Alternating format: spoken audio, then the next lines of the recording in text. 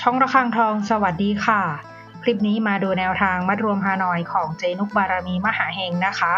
ฉบับนี้เป็นแนวทางประจำวันที่18พฤษภาคม2568ค่ะ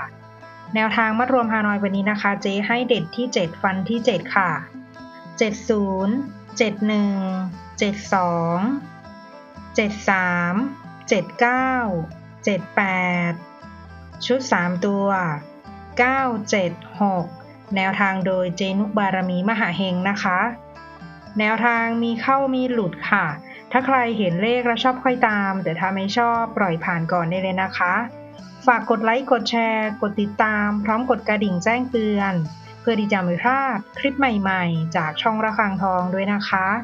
ขอบพระคุณทุกท่านที่เข้ามารับชมค่ะ